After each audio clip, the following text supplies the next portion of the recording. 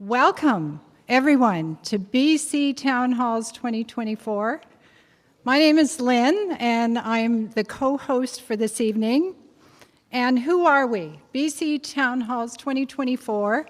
We're a group of volunteers, and we are doing town halls across the province of BC. Why?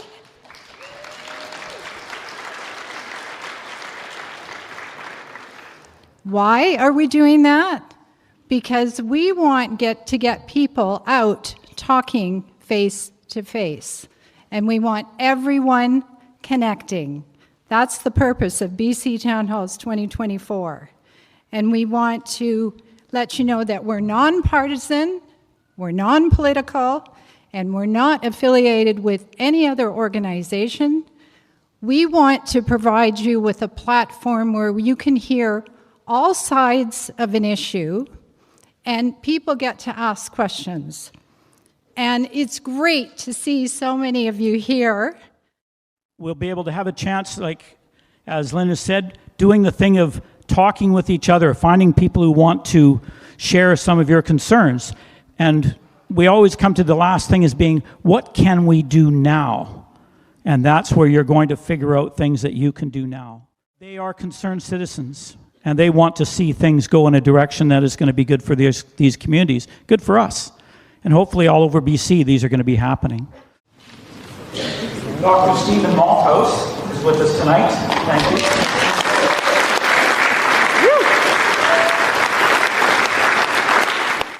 So Dr. Malthouse will review the legislation and comment on its implications to the future of healthcare in BC. Because we're all sovereign beings here, we get to decide what we want to do. There's no one who should tell you what you should or shouldn't do. And I think that's what we have to come to. We're going to do it through understanding the problem, but then you have to make the decision of what you want to do from that. There's nobody, in particular our government or any of our institutions, including the College of Physicians and Surgeons, which should tell you what you should do. So I would like to take that out, but perhaps replace what you might consider doing with regard to these bills. Now, Bill 36, you may know that Bill 36 was passed in November 2022. It is now the Health Professions and Occupations Act. And I've been asked to speak about that from a physician's perspective. But I'm also going to talk a little about Bill 31, which is to do with what replaced the Emergencies Act.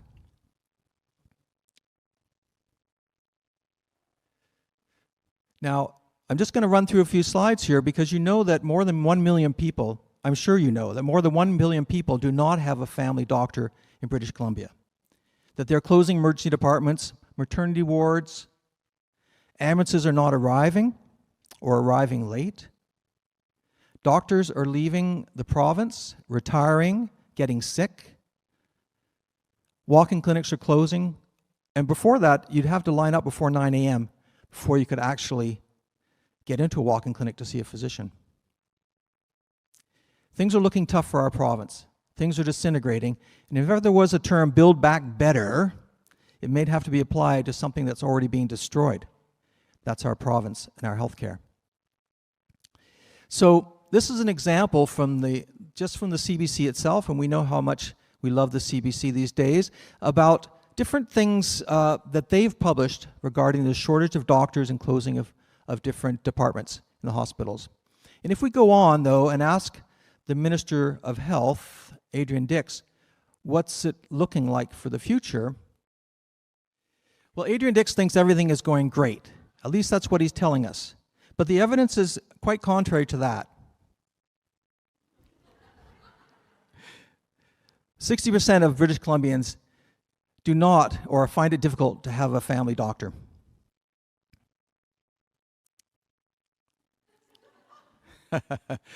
No matter what we think, all across the country, the different provinces have the same problem. But BC is probably leading the way in the disintegration of the healthcare system. So I'm going to talk to you about what was Bill 36 is now the Health Professions and Occupations Act. This is actually one of the biggest acts or bills which has ever passed in British Columbia. In fact, it was so big that they couldn't read their way through it, and more than 50% of the bill was never read out in the legislature. despite the rules for conduct in the legislature, which means that the bill had to be read and debated, it was not done. So some questions even about the legality of this Bill 36, which is now the Health Professions and Occupations Act. Now, in this act, there are several things they're going to do. They're going to shrink the colleges down. Now, medicine, I'll talk from a doctor's perspective, is that, in our college, we had half the advisory board was appointed by the government, by the Ministry of Health, and the other half we elected. So we chose among our peers in different regions, and we elected our so-called peers to go onto that board to advise them how to proceed in different situations, including discipline of other doctors. But as we are going into the future, our 50% will be removed and replaced by, let's call them agents of the government, which means that we have questions about what will be the expertise of those people who are on the advisory board at our college. So that is one thing, and this is going to happen to all healthcare. And here's an example of what will happen. They're going to put these healthcare professionals into a single colleges for whatever reason. We'll talk about that maybe in a minute, but they have chiropractors, massage therapists, naturopaths, traditional Chinese medicine, acupuncture. They're going to put them all into one college. Streamlining. So if we'll just switch the slide there, the advisory boards will now consist of only government employees appointed by the government. Next, BC practitioners must follow health guidelines. Now, this means that those guidelines will be presented to doctors and they will have to follow them. Otherwise, they may risk the loss of their license, huge fees, and even imprisonment.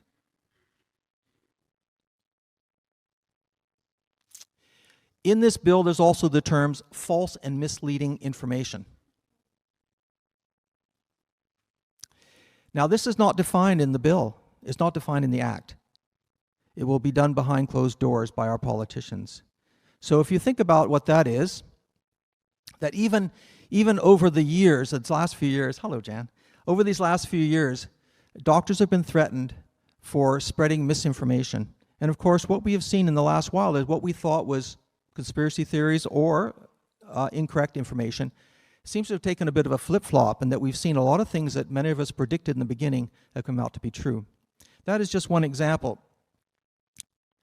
Now, what is really, really horrendous about this bill is that if doctors speak out of line, now I'm just speaking about doctors, but this includes chiropractors, your dentist, physiotherapists, it could include someone who does massage, it could include any of the regulatory colleges, of which there are 15, but they're reaching out to include other professions to make it up into the 20s. But if, like most doctors, you're incorporated and you speak out of line, you can pay a fine of up to $500,000, and you could have 2 years of imprisonment. And most doctors are incorporated.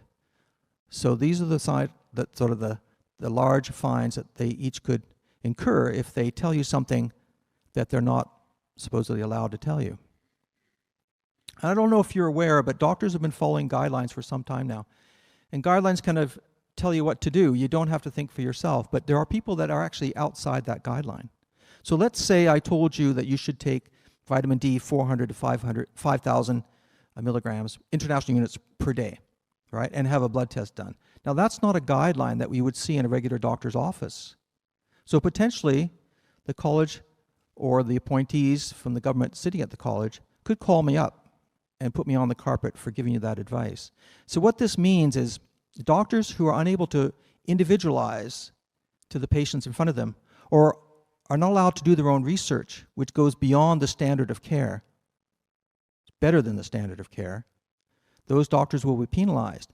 But not just penalized, but you can see the chilling effect this will have on anyone who wants to work in this province, who wants to come to this province or wants to continue working here.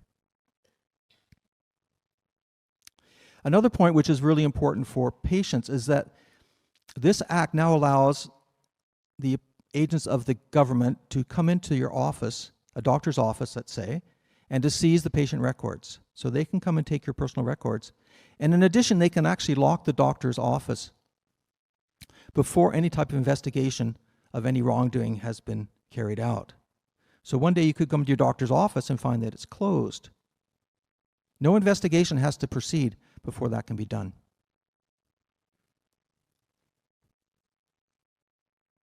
Now, of course, when we asked Adrian Dix about this, he says it's not true. But then if you listen to what he says afterwards, you'll see that, yes, they can indeed come and take your medical records. And you may know that there are doctors in Ontario who have had their license suspended or removed for trying to protect the doctor-patient relationship and the privacy of your medical records. Anonymous complaints at the colleges can result in the summary suspension of licensure. So anybody can complain about a doctor, and before it's investigated, they can actually lock that doctor's office and suspend his license, his or her license. Here's one. Refusal to accept ministry-mandated vaccines and therapies could result in loss of license to practice. Of course, those doctors that did not have the recent COVID shots were a bit of a thorn in the side for both the colleges and the Ministry of Health. This clause here in the sections of 49 and 200 actually remove the rights of physicians to say no to mandated treatments. This is another one which is very important, and I think that we're going to have a talk about this later. The Cabinet and the Ministry of Health can adopt as law in BC any regulations, codes, standards, or rules enacted in foreign jurisdictions or international bodies.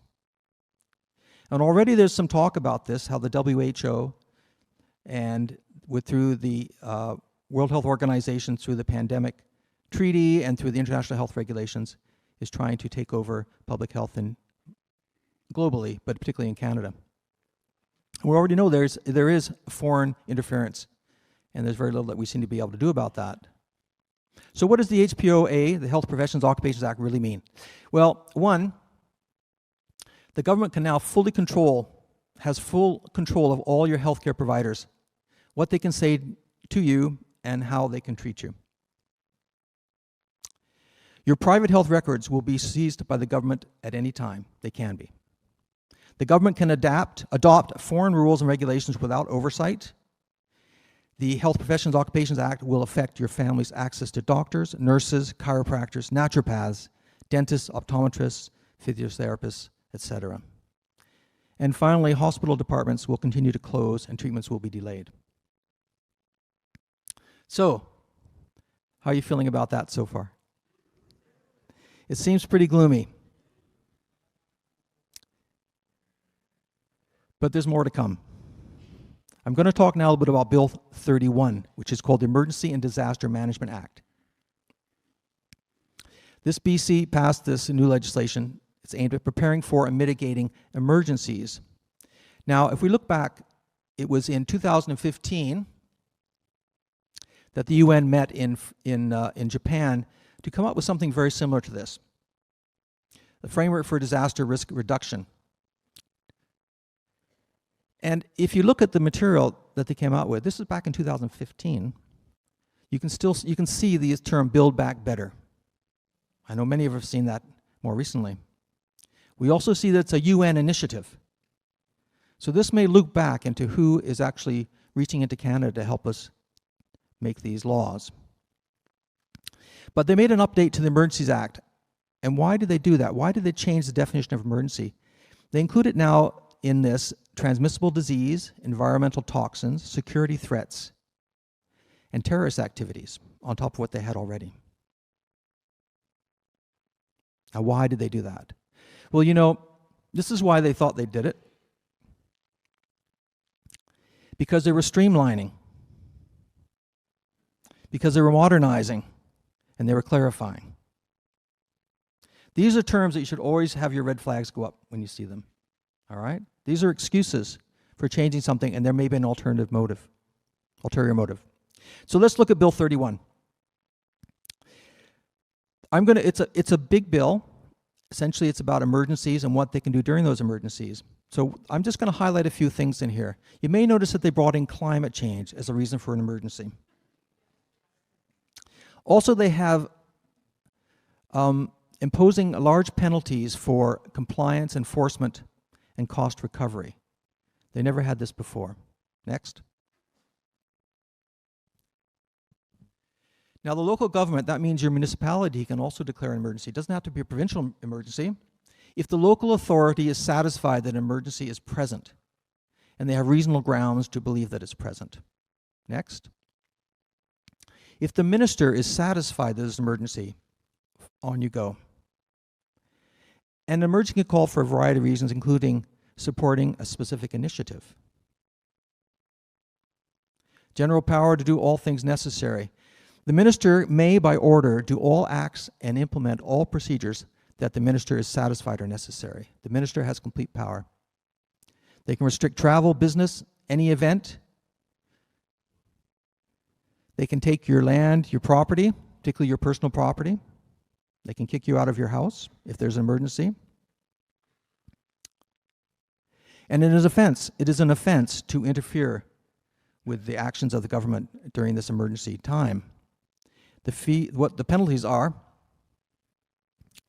for a single person, imprisonment for a term of no more than 1 year and a fine of no more than $100,000. For a corporation, $1 million fine.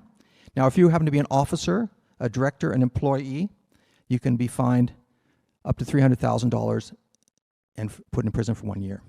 So what Bill 31 really means: an arbitrary decision by a politician in the form of declaring an emergency will allow the government to take what it wants from you and your family, and if you resist in any way, you will be punished. That's the bottom line. Not quite the end. Although it does seem a little bit bleak. And we're going to hear more tonight, but I think this is a good place to end. Next slide. The people don't know their true power.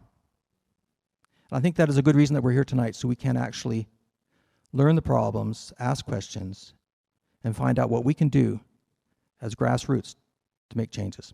Thank you very much.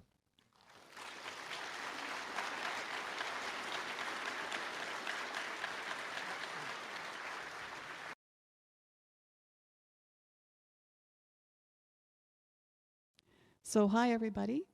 It's great to be here and to see so many people. My task is to discuss two sections of the new Health Professions and Occupations Act, or Bill 36. I keep calling it Bill 36, just from habit. And these are sections that they reach beyond our provincial borders, and essentially what they do is they let the BC government bring in and adopt and enforce laws that are made by foreign jurisdictions. We just had a hint about that in the last talk. And especially they allow the government to bring in laws and rules that have been made by the World Health Organization, or WHO for short. So these foreign laws come down from two instruments that are being prepared by the WHO. One is the Pandemic Treaty.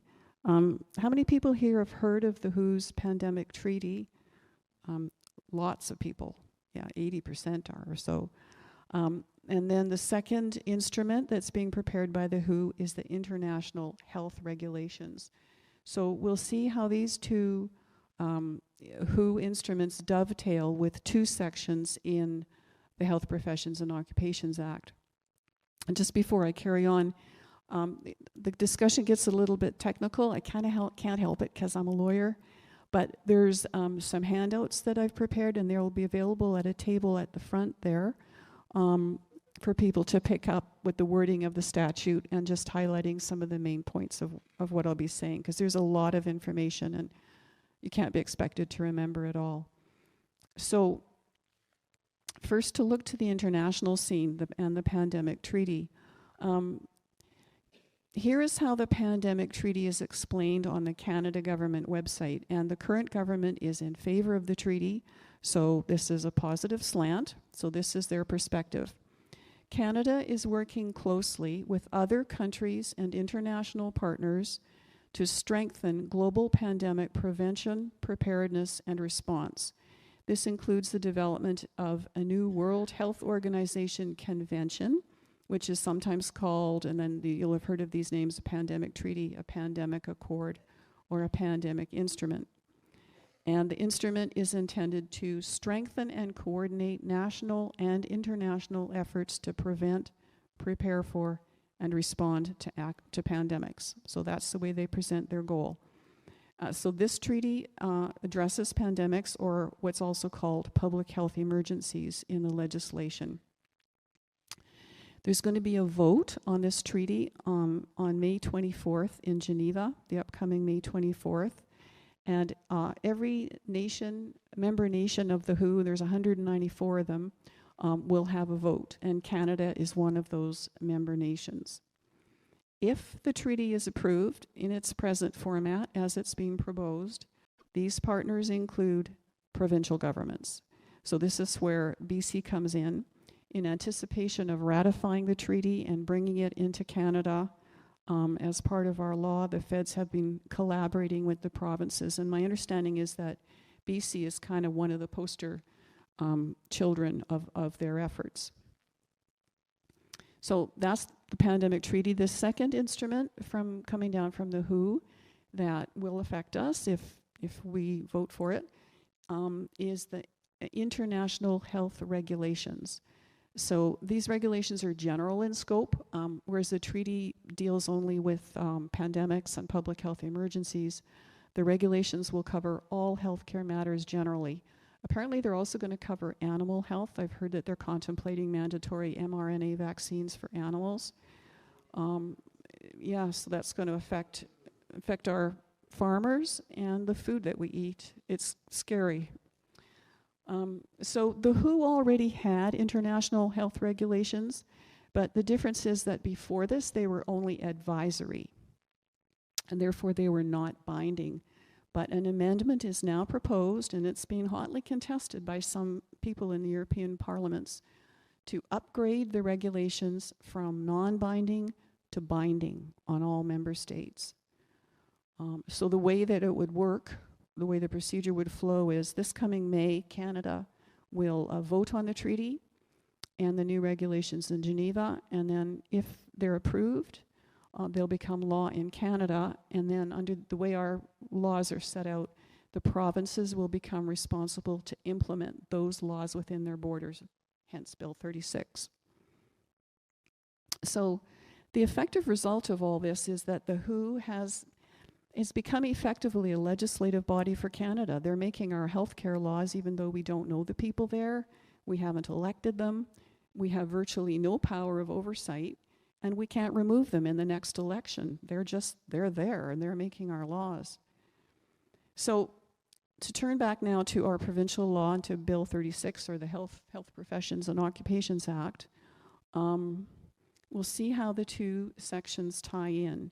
So the first section is section 3352. And it falls under the public health emergencies part of Bill 36.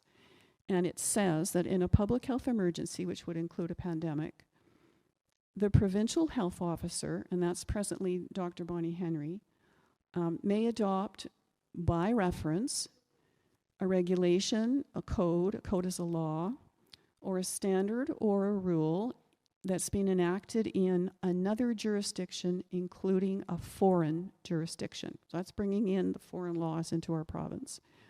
Or it can bring in a code set by a national or international body or any other body that may make codes. So that's kind of vague. What's an international body? That would most certainly include the WHO, the World Health Organization, perhaps the UN. And what's a foreign jurisdiction? Well, generally speaking, it's probably a foreign country. It could be England or France. I recently heard, some of you may have heard this too, that there's a proposed law on the books, and I haven't verified this, but the source was reliable, that if anyone in France speaks out against the COVID vaccine, if there are concerns, doctors that have seen injured patients or whatever, they may be subject to 3-year incarceration and a really hefty fine. You heard of that? So what does it mean? It says here that the provincial health officer may adopt by reference these foreign laws. What does that mean by reference? Well, that was a little bit confusing when I first read it because it says may adopt, but if the laws and the rules are binding, there's no option. So I think that probably what it boils down to is it's making optional the method of adoption. So can adopt by reference, like just to invent something here, um, a BC health order might say, we hereby adopt French Health Order number 95 concerning vaccine advice for healthcare practitioners. So that way, it's just a simple way to refer to the law without having to bring it in, type it out, incorporate it in our ever-expanding legislative binders. And it would make it difficult to research too, wouldn't it? So the second section of Bill 36 is section 533.1, and there's no need to put that up. It essentially says the same thing as section 335, but the difference is that section 335 deals with public health emergencies and pandemics. So this section is the part of the bill that covers general health care. So it would cover everything else, everything. All healthcare matters for people and apparently also for animals. And it can adopt laws from foreign jurisdictions. So we see that section 335 of Bill 36 covers health emergencies, and it dovetails with the WHO pandemic treaty. And then section 533 covers general health care, and it dovetails with the international health regulations. And so this makes a complete package coordinated with the WHO, and it gives teeth to the WHO laws and rules so that they can be enforced in BC. And there's no doubt in my mind that this dovetailing of the sections was purposeful, because the Canadian government said on its website that it was working with the provinces to move the treaty forward. I believe they've also been working with the WHO. Then Bill 36 was pushed through in BC in November 2022, and I'm sure that was partly in anticipation of the work that's being done in Geneva, because they were first going to come up. They first came up for a vote in May 2023.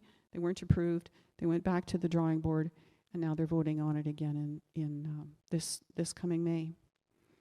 So that's that in a nutshell.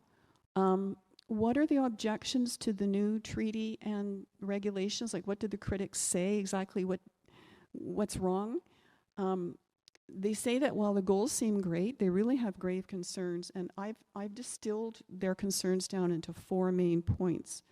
And I should say that for this part of my talk, I'm going to be drawing primarily on speeches in the UK Parliament and interviews with 2 UK MPs, Andrew Bridgen and Danny Kruger. And there's more info about them in the handout that's at the front there, and highlights of some of the things that they've said. So the first concern is that to give lawmaking power to the World Health Organization gives away the sovereignty of the people. It gives away our rights to choose the people who will be making our laws. We don't elect them. And so we need to know just a little bit about who or what the World Health Organization is. It was founded in 1948. It's a sub-agency of the United Nations. It's headquartered in Geneva. It's an unelected body. If they make mistakes, and they do, they cannot be held to account like an elected representative can. So I've coined a term, and I just call them democratically unaccountable. We can't remove them the next time we have an election. Mr. Bridgen said that people should be sovereign over their decision makers, and he's made a well-known quote, "Sovereignty belongs to the people. It's not ours to give away." It's a good one. Also, the bureaucrats, I really learned a lot when I was investigating the WHO. The bureaucrats at the WHO cannot be sued because they live and work in Geneva. They enjoy diplomatic immunity. This I also learned from Mr. Bridgen. They cannot be sued if they make a mistake, even a deadly mistake, and so that makes them legally unaccountable as well as democratically unaccountable. And to sum it up, under Bill 36, the power to make Canadian law is given to unelected and unaccountable bureaucrats who live and work across the ocean in Geneva. So their second concern is that one body, the WHO, becomes the sole arbiter of truth about healthcare and mandates and lockdowns and drugs and medications and science and medicine and everything connected with our healthcare. So power is dangerously centralized with this unelected and unaccountable body. And they also point out to this, they point out the significant threat of wrongful censorship. So the WHO will have the power to say what is misinformation. And any doctor, and you know, we heard this theme in the prior talk, any doctor or scientist who disagrees or who merely asks questions may be censored or punished. And this has already happened. I mean, we've seen this happening, but now it's going to be formally legalized, and I'm afraid it's going to get worse. And these censorship power coordinates with other provincials in Bill 36, which set out the fines and the punishments for doctors and others who go against the government narrative on vaccines and healthcare practices. And then I have a quote from Danny Kruger, the other member of parliament. One of his primary concerns is that the pandemic treaty and regulations set up the WHO as the single source of truth on vaccines, pandemics, and responses to pandemics. So there's no room for inquiry or debate. It's undemocratic, it's unscientific, it's authoritarian, is what it is. Mr. Kruger also said that and I'm not sure how he arrived at this conclusion, but this is what he said, and he's been looking into it. The regulations propose the creation of a vast public health surveillance mechanism, and his guess was that this mechanism would be largely funded by Big Pharma. So the third concern is issues with the WHO itself. And the critics say it's a compromised agency due to regulatory capture. So regulatory capture happens when an agency comes under the influence or the control of the entities that it's supposed to be overseeing and monitoring. And a really good, powerful example is the NIH in the United States, the National Institute of Health. They're intended to oversee the pharmaceutical industry, but they have become involved in medical research and in obtaining patents, and they receive royalties from the sale of newly patented drugs by Big Pharma. So they have a vested interest in promoting and selling of these drugs. So they've been captured, or they've captured themselves, I suppose you might say. They're not independent. They have a vested financial interest in advancing the sales of certain patented drugs. And so some other facts from Dr. Dr. Bridgen is actually a doctor. I should maybe just give a really quick, he hasn't only been a politician in England for well over 10 years. He's a geneticist and a virologist. And he was previously in favor of the mRNA vaccines. He got two himself. But then he began getting calls from concerned constituents, and he began investigating it himself. And so he's now, he's very opposed to the mRNA vaccine mandates, and he knows what he's talking about. And he's also been ousted by his party for talking about it honestly on trumped up charges, but I won't get into that. So what he said is that only about 16% of WHO funding comes from the member states of the organization. About 80% of the funding comes from external sources. And that includes people and groups that are big investors in pharmaceuticals and mRNA vaccine technology, and Bill Gates, I think I heard that name, is one such investor. And so these people and groups have a vested interest in promoting the vaccines and all their patented drugs. So the critics say the WHO has been captured by Big Pharma, and there's billions of dollars at stake here. There's tons of money to be made in mandated vaccines all around the world. So they say that the WHO ought not to be in charge of these things. They ought not to be in charge of anything that's related to healthcare, at least certainly not in a mandatory or a binding way, because the WHO is not an independent body. It's not impartial. It's not uninterested. There's too much control by Big Pharma there. Another sort of kind of related point, Mr. Bridgen pointed out that the Geneva bureaucrats at the WHO pay no income tax. How does that relate? As diplomats working in Geneva, they're apparently, and I confirmed this with somebody I know who lives in Geneva, they're exempt from paying tax. So they're personally conflicted in the sense that they may bow to outside interests to keep their non-tax paying job. Apparently that comes under the Vienna Convention of 1961, if anybody's heard of that. So critics say that this transfer of power to the WHO, giving them the power to make all our healthcare laws, effectively creates an oligarchy. An oligarchy is when a small group of powerful, unaccountable people govern the affairs of a nation or a state, and usually they govern in their own self-interests. And Mr. Bridgen, another quote from Mr. Bridgen there is, "This is a huge power grab." The fourth concern is the WHO's track record. All the voices that are raised against the treaty and the international health regulations point to the past mistakes of the WHO, and I think some of the better known ones are, they said that COVID did not come from a lab leak, and that to say this was a conspiracy theory and was misinformation. But now the FBI and the US Senate and a lot of other groups that have looked into it have said that the lab leak theory is the most likely one. The WHO said that vaccines were necessary to stop transmission, but that's been proven false. And the WHO condemned the use of cheap off-patent drugs like ivermectin and hydroxychloroquine, I think I said that right, to treat COVID, even though there are lots of anecdotal reports from professionals that those were effective medications.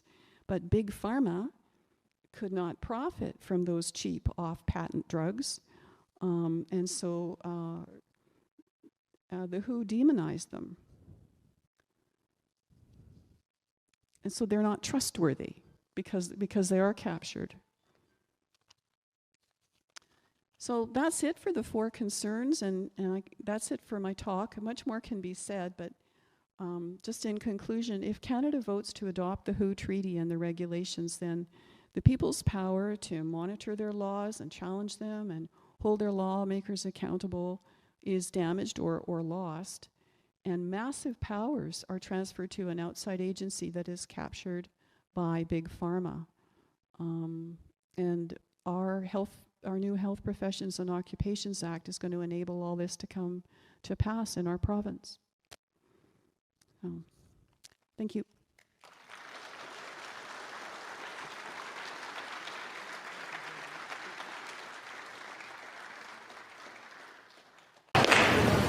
Wow. Well, let's keep moving. Our next speaker is Jan Webb, she actually did her Bachelor of Science in Nursing here at our local UVic. And she served in all three local hospitals on the Lower Island and also in the community. She's been working with the multidisciplinary team. They ensured safe and successful discharges from the hospital for at-risk patients. She has specialized in senior care, palliative care, and psychiatric nursing. She continues to research evidence-based, individualized healthcare as a right for every person.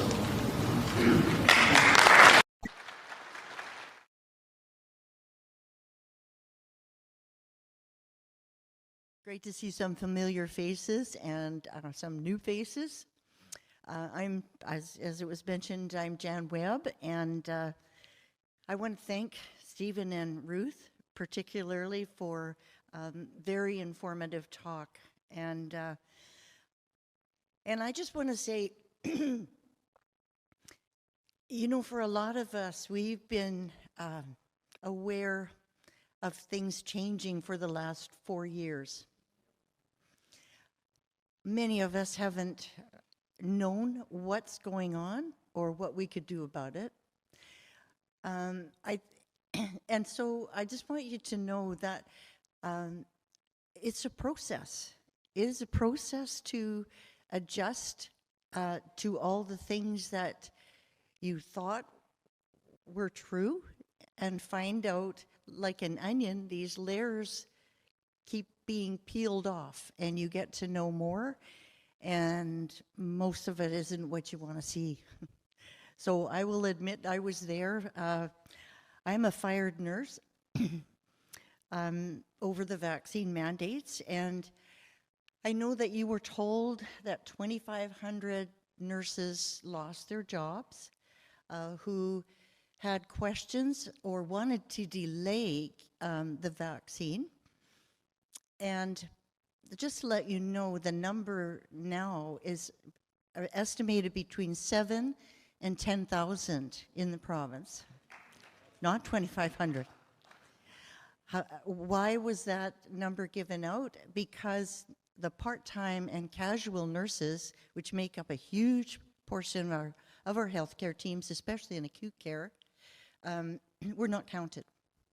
So what does that mean? It means that there's likely 2 major hospitals in this province that could be staffed with that number. So just so you know, I want to cover the impact to our healthcare system, which I've just started to explain. And if there's more important elements like timing, we'll look into how the government and the BCNU union are interrelated.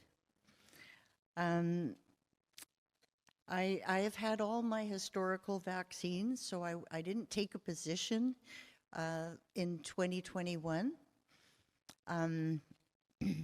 I chose to delay it, and I'll tell you why, and why a lot of nurses delayed getting it or were a little hesitant, because initially research showed that 97 to 99.97% was a recovery rate. It was very high. So in our minds, we're thinking, myself, I've nursed through 4 what you would call pandemics, COVID-1, MERS, M-E-R-S, respiratory syndrome, H1N1, and AIDS. So we have a provincial plan for disasters, for pandemics. We've used it for decades, and it's been very successful. We know how to manage communicable disease in the healthcare system. We are trained to do that. So my big question was, why did we throw that plan out the window?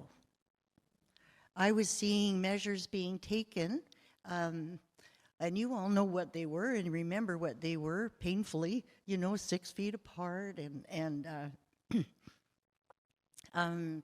isolate, and all those measures. What I questioned was, give us the research, give us the evidence for why these steps were taken. And I wasn't the only one. There are thousands of us that wanted to know, please give us the evidence-based research, because we want to learn from this. Our whole goal was to help people through this, and in a positive way that we thought responsibly healthcare professionals should do. So what happened in 2019, a case involving Dr. Henry, this is the other reason, was promoting mandatory vaccines. And the nurses union negotiated and settled by law in our contract that we were protected against mandatory vaccination. The choice was going to be left up to individual nurses to choose. So that was a protection that was given to us. So it was questioned when it was told all nurses, I'm talking for our profession, would be required to by mandate to get the vaccine. And I'm going, wait a minute. I thought our union settled that. So anyway, that was, I just kind of blew it off, quite frankly. I worked all during that time with COVID, and I ignored it because I kept getting asked, what's your status, what's your status, what's your status? And so when it actually came in August of 21 that unless we were vaccinated, we would be fired or terminated by November. So I went through the machinations with our union of, I'm going to grieve this. There were absolutely no exemptions, or very, very few, very legitimate exemptions that people who had ended up, we knew by then in 2021 that people didn't necessarily react very well. They had problems with it. We knew by 2021, and I have documentation of the Pfizer report that said no, they were not 100% safe and effective. There were studies out of the Lancet that said natural immunity, which healthcare workers had pretty much got by late 2021, and that natural immunity is better than vaccination. So, or at least as good at. So this is all taking time, I know, for people to digest. If I have time, I'm just going to touch on what is going on right now with the BCNU and the government. So, see if I can find the right notes here. Oh, I'm sorry. The British Columbia Nurses Union. So what happened, and this is fairly recent information, not a lot of people know this, but in the spring of 2023, the government made a contract with BCNU, and what they created was the Health Services Association. Now, the Health Services Association is sort of an out branch, if you would, of the BCNU and the government. And they have tried to do some auditing with the BCNU accounts, and they cannot verify where some of these expenses are going. They don't know where money has necessarily been put into different accounts. They can't find the records for the Retired Employees Fund that they can verify. I should say there are records, but again, a forensic accountant, I won't give his name, but his initials are LA, has done a forensic audit and has serious concerns where this money is ending up. Some of it can be traced to political donations, and the unions can do that, but only to a very small percent. Nurses don't have a choice in this province. They have to pay union dues, and they have no control and no oversight over where the money goes. Unions are considered NGOs or non-governmental things. I'm getting the note here. What I want to show you before I wrap this up, if you have any questions, I'll try and answer them.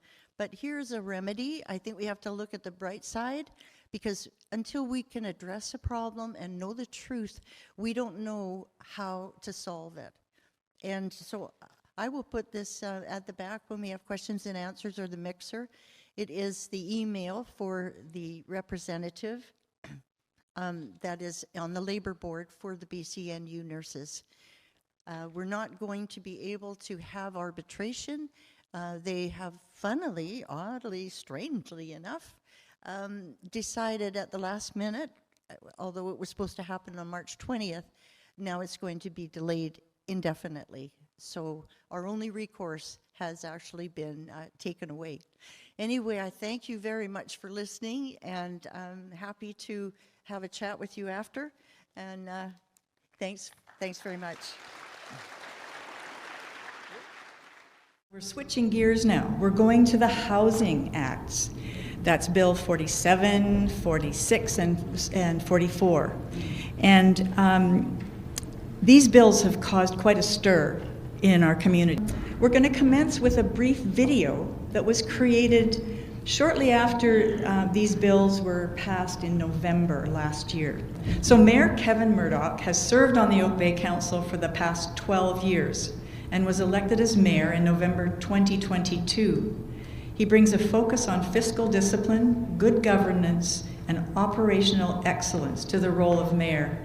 In 2017, as a councillor, Murdoch successfully led the province-wide change to exclude corporate and union donations from municipal politics.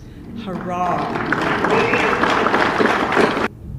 name is Kevin Murdoch. I'm the the mayor of the District of Oak Bay, and I'm just speaking with you today about legislative changes, I think well-intentioned legislative changes to address housing happening at the provincial government, but that have the very real risk of eroding our democratic structures in a way that I think has some potential very negative long-term impacts. I preface this by acknowledging that democracies are amazing, but they're fragile, and they take a lot of work to keep going.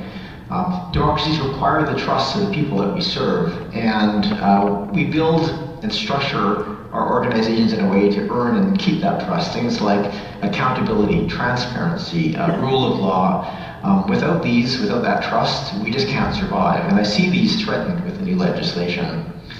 We do tend to take democracy for granted. It seems easy when you're in it, but it's not. We look at the Remembrance Day that just happened and our forebears who fought and died for the values and principles and the life that we have here.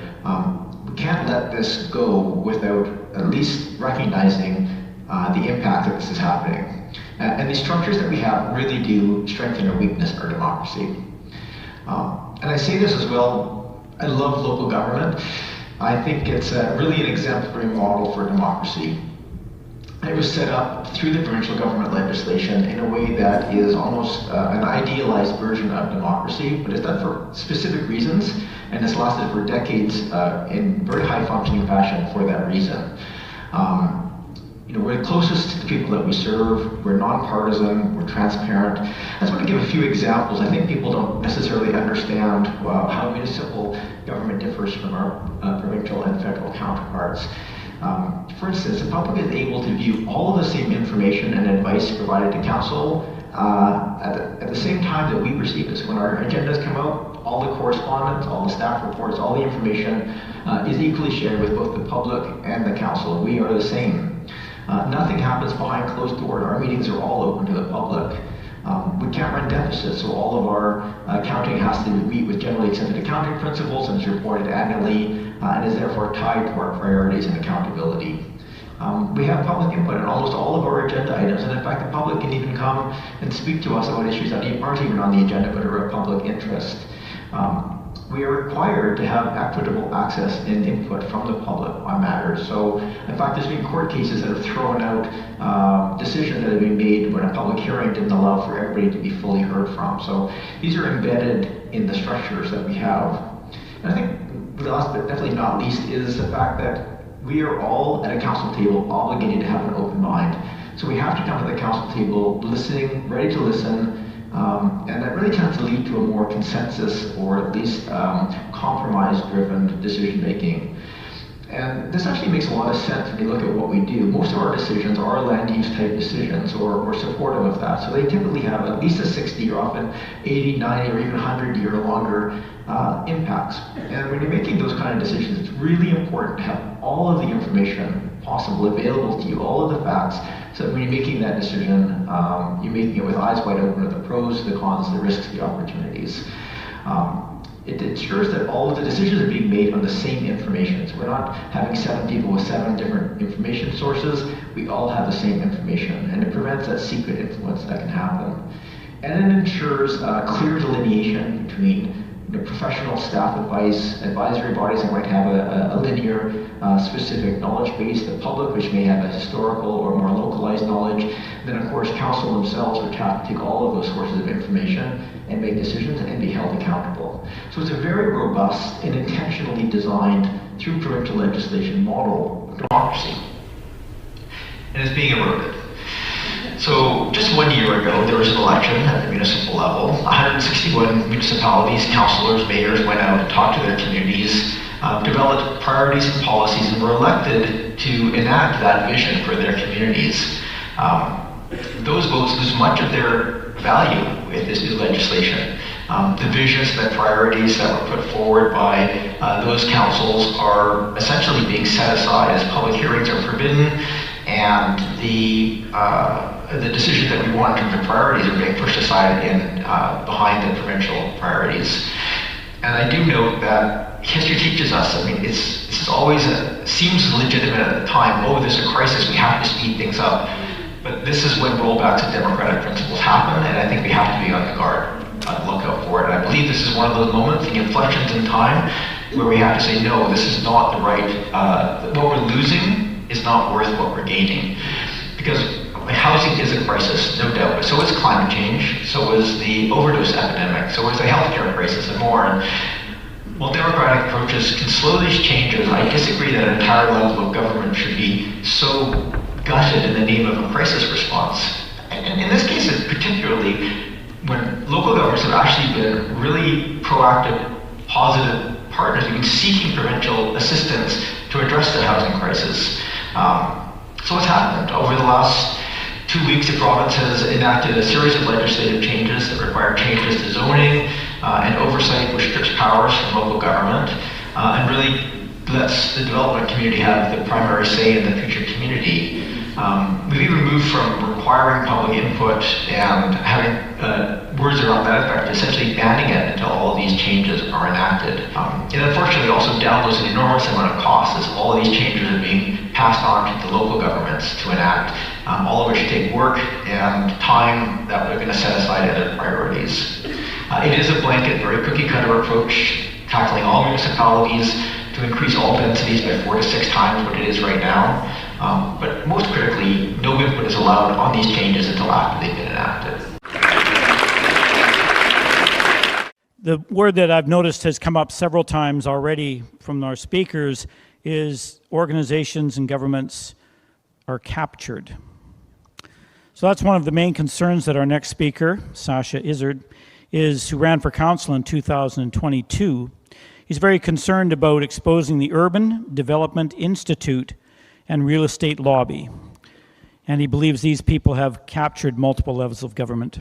He's maintained all kinds of good things since then by writing for local news services, speaking at municipal councils and community groups to keep people aware and concerned about this crucial topic. Thank you. In the fall of 2018, Saanich elected a new mayor and council. Within several months, Saanich Council voted to join the Urban Development Institute, a lobby for development and real estate, as a paying member. The council also decided that Saanich would offer each councillor a $500 allowance each year to be educated at the lobby or indoctrinate if they so chose.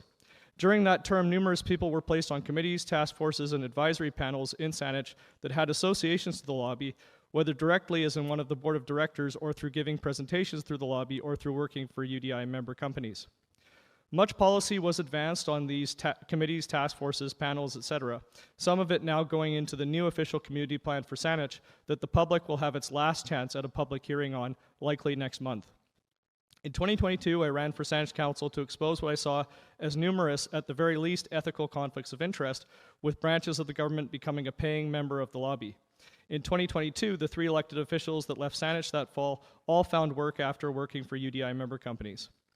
In early 2023, Saanich Council unanimously decided to withdraw the district's lobby membership after various conflict of interest concerns became acute during the Swan Lake public hearings, with many residents speaking out about their concerns about the UDI over an issue that involved development proposals that, if passed, would wipe out dozens of trees in the Swan Lake watershed, including Gary Oaks. With Bill 44, this is going to become incredibly common. At the beginning of 2023, the Township of View Royal also became a paying member of the UDI. The mayor, who I consider to have impeccable integrity, was not informed that the township had joined the lobby. When he found out, he had staff report back on how they had joined, which they did on September 12th, 2023, that they gave the report. At that committee of the whole, the executive director of the UDI, during public input, told View Royal Council, quote, "UDI is not a lobbying group," end quote. Not only is the UDI a registered lobbyist organization on the BC Lobbyist Registry, but the executive director is registered there as the UDI's in-house lobbyist. On November 14th, 2023, View Royal Council unanimously voted to end its UDI membership. This was ratified on November 21, 2023. The UDI took all its branch websites down that day and replaced them with a single new website, udi.org. By doing so, they took to hiding their members directory, and they have been doing so ever since. The members directory contains numerous branches of government that are paying members of the lobby. I have a backed up version, and so do other people. We saw it coming. The find from the View Royal episode through FOI request that I made was that the district of Saanich was the only district in the CRD to have joined the UDI by a vote from elected officials. All the other districts that joined did so without votes by elected officials, often without the elected officials even being informed of the decision. It seems the standard modus operandi was for the UDI to approach heads of planning departments or others in the department, and for staff or staffers to sign up the entire district unilaterally as a paying member of the lobby. The establishment of UDI liaison committees would allow continued meetings between the lobby and department heads taking place without being recorded, as continues to be the case in the District of Saanich, even though it withdrew its lobby membership last year, and in several other municipalities as well. Last Monday, a councillor in the district of Souk also put forward a motion to withdraw the district from its UDI membership. This motion was superseded by a subsidiary motion put forward by Souk's mayor to give the UDI a chance to explain themselves to Souk first, and gave them much of a year to do so. Some might think this is called stalling.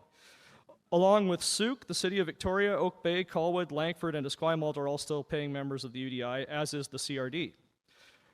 Okay, so that's a bit of an overview about what is happening on the municipal level, but it is the tip of the iceberg, as you will see by the following slides. Okay, so this presentation is the relation between the government of BC, the UDI lobby, and urban systems in the creation of mandatory housing targets and the waiving of public hearings. This is a typical UDI-style development. It's in Royal Bay. The current chair or head of the UDI is a director for the company that's Gablecraft Homes that is doing these projects. On the other side of the street, there was a head of the UDI main branch in BC.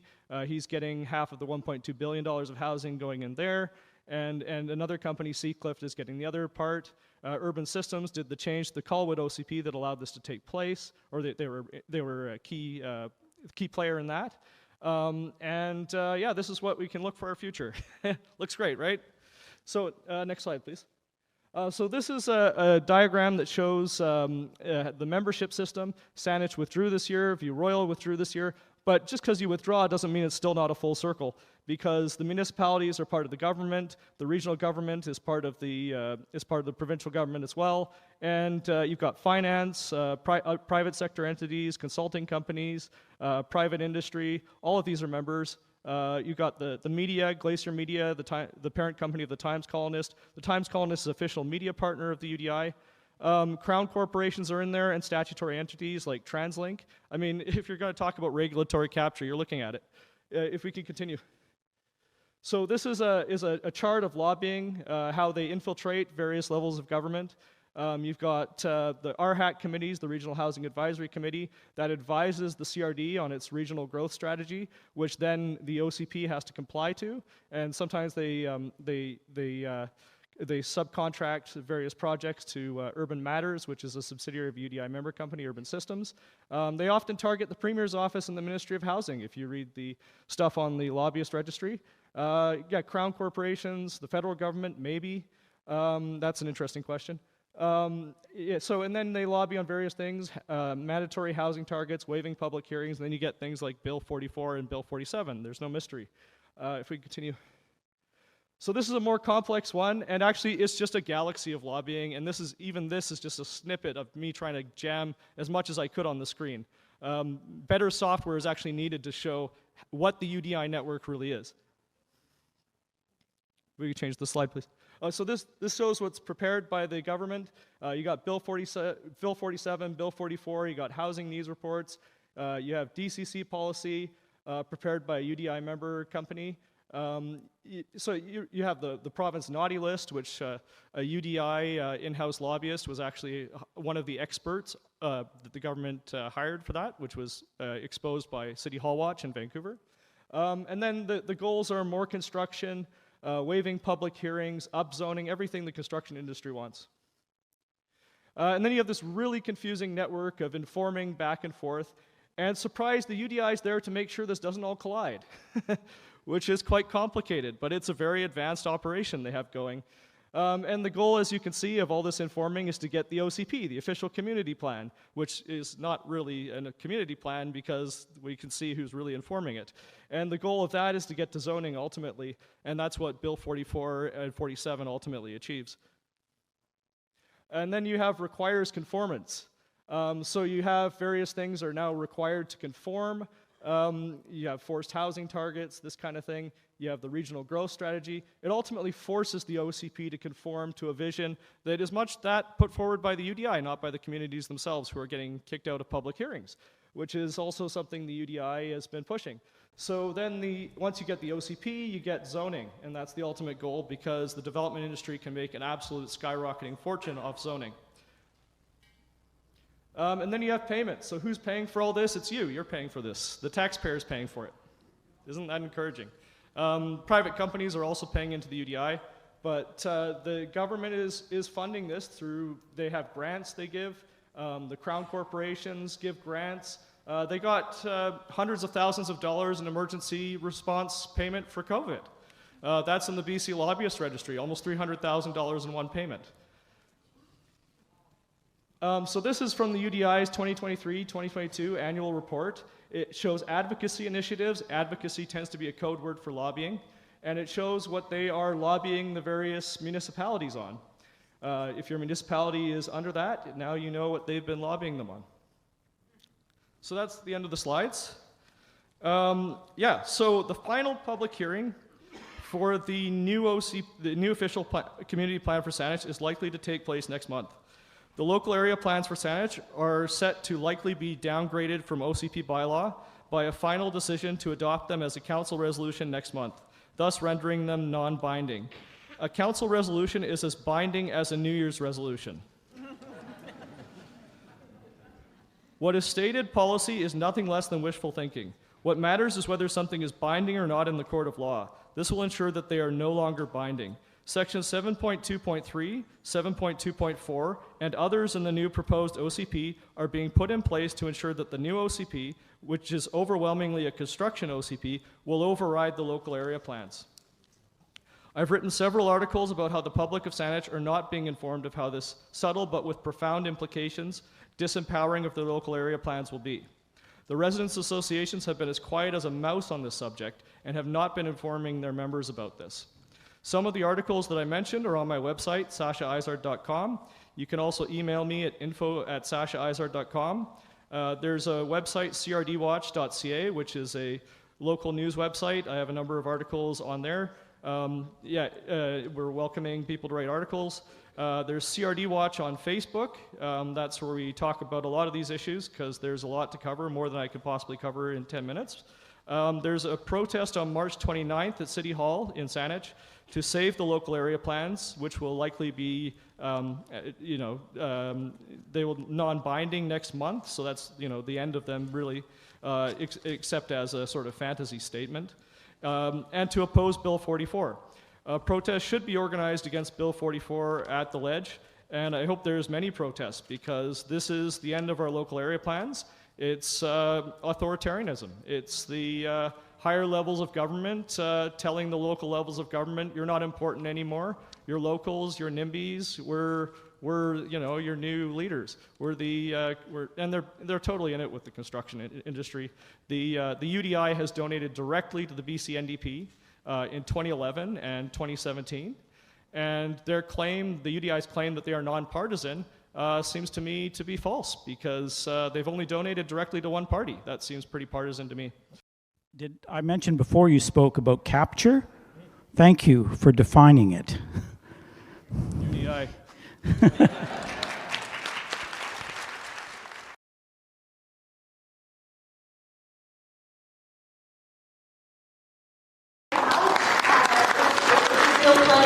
Here tonight, and I wasn't feeling so well after hearing from the doctor and the lawyer and the state capture and the who, and I'm just like, I'm going to try and make you feel a little better, but I don't know.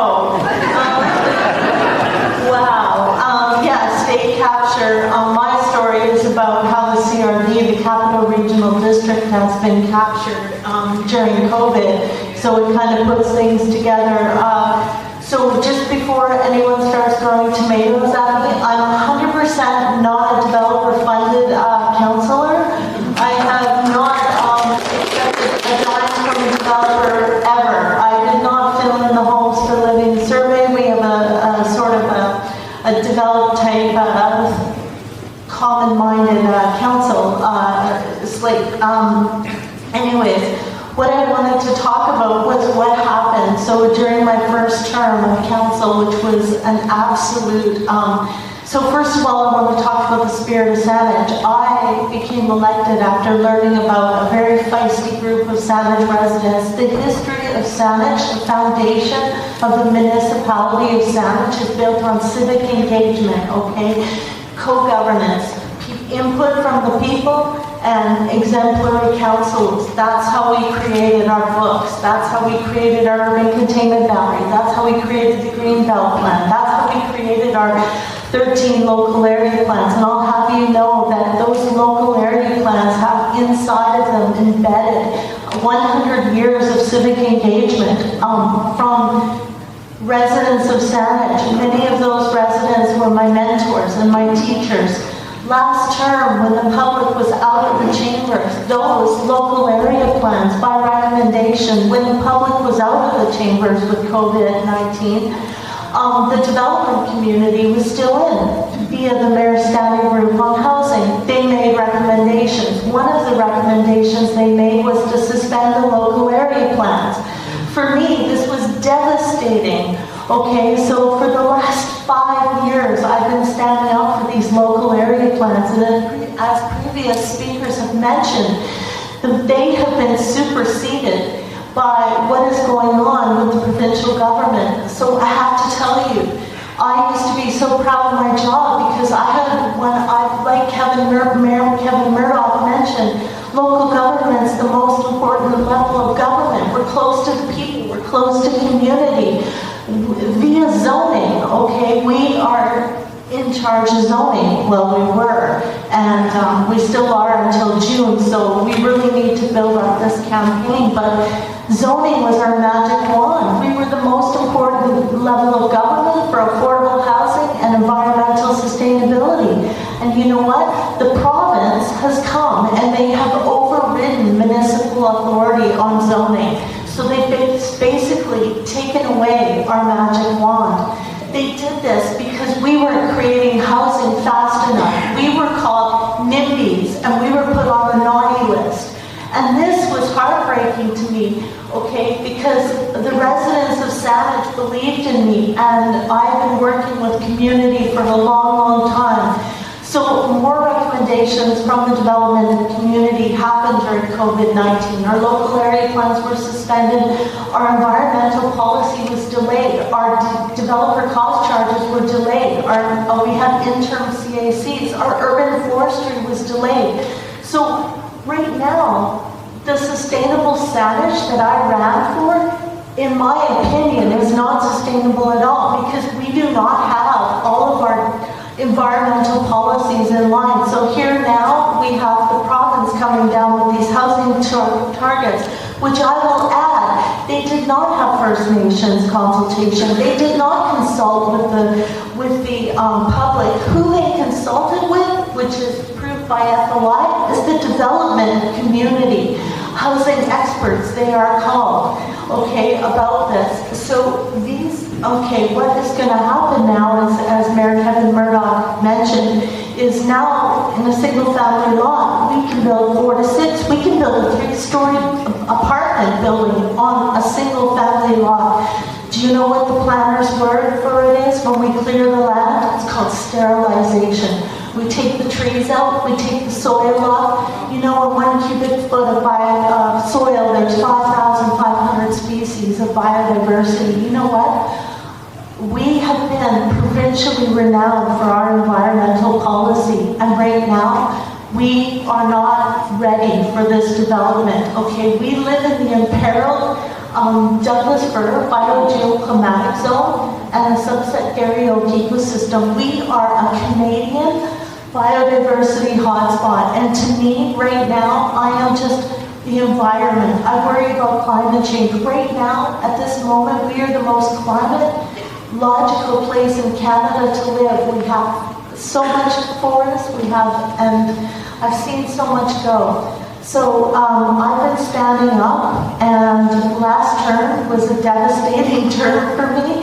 I ran again because I care so much about this ecology. I care so much, and I ran again, and these changes that were made. So the local area plans, and so I voted against the official community plan. So what we have right now is the provincial legislation hasn't become legal yet. Okay, there is a last public hearing. You have heard this. But in a way, we've kind of surrendered our municipal authority because we've already aligned our official community plans. I have voted against these things. I have been unpopular. I know what it's like to be unpopular, but I have stood up and I have done the right thing. And my main goal is about informing the public, because you are the most important people in the room. You elected us, and we have to take charge right now. We need to get as many people informed about what is going on right now, because of all of these things that are going on, the decreasing decline of democracy and everything, is what we're not talking about is the human spirit. Okay, so before the humans can get engaged and be passionate and take control of their lives again, we need to be informed, and that's what I've been dedicated to doing, is informing the people about what is going on here in Saanich, and it is heartbreaking to me. So we have a little time left. We need to get as many people out as we can. I am not willing just to hand over our zoning, okay? Because you know what? The province may say they're sticking to inside the urban containment boundary, but all those, they are now in charge of the A1 zoning. The A1 zoning is our farmland, it's our soil. We have the best soil in Canada. We have exceeded our ecological footprints. We are food insecure, shelter insecure. This is an affordability crisis, okay? They have changed the definition of affordability. I voted against that. So our district has its own unique definition of affordability. So I'm going to close with the fact that I am nonpartisan. I am not an NDP member. The province has overtaken us, and they have forced a partisan role upon me. I do not align with these narratives. I do not align with these definitions, and I've been trying to engage the public. So please come on out and stand up, come to the last local area plan. I thank the organizers of this event, because right now there's nothing more important than getting the public out, getting the public speaking, because as you've heard from other speakers, the public will be banned from public hearings with this new bill. Okay. So I won't be able to represent you, and I will be called out of order for talking about zoning in your neighborhoods. So we have got, you elected me to care about your neighborhoods and your concerns. I'm going to lose that ability. My job is going to be prescriptive. It's going to be like looking at a menu, choice A or choice B. You will be banned. So please read up and please come out. And if you have any questions, you know where to find me. Natalie.chambers@saanich.ca. I'm on Facebook. I'm available all the time to questions all the time, day and night. Imagine, you're not going to be allowed. That's quite a statement you made. Not allowed to come to these things, to look at the council meetings. When I first moved to Lake Cowichan, where I am now, I went for a full year to every single council meeting. I wanted to know what was going on. And people like our next speaker, Sid Tobias, he would love somebody like me coming to his meetings. Because he stood up, he's what he calls a reluctant politician, and he stood up because he was pushed into it by his neighbors and friends, because they wanted somebody who would be able to stand up and to do something good for their community in View Royal. So now he's the mayor. Thank you.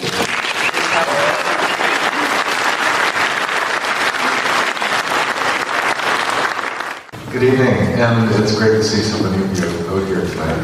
I think being a reluctant politician, this is why I became a politician, not only to speak what I've heard and share my views, but the most important part of this is actually listening to your questions, hopefully in the next phase. so I can understand better some of your concerns. 8 years ago today, I left the military after 25 years. I wanted to go back to Syria. They wanted to send me to Ottawa. I said, been there before, it's too political. And here I am in front of you as a politician. One of the reasons why I actually ran for mayor, the fact that the mayor at the time had been acclaimed twice. So nobody ran against him. This would have been the second time. Having fought for democracy and being the son of a World War II vet, it's pretty hard for me to stand by and say there's not even another choice on the ballot. And why can't I?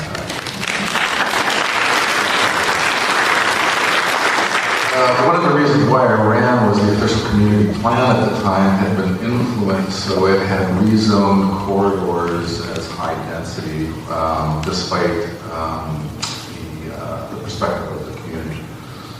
The people that were coming up and advocating me to run had actually participated in the engagement that had gone on for the official community plan, which then translates into zoning bylaws. They said it's like they didn't hear us. And so when after I got elected, I think the largest donation I had was $50, most of my friends. My entire campaign was about $2,000.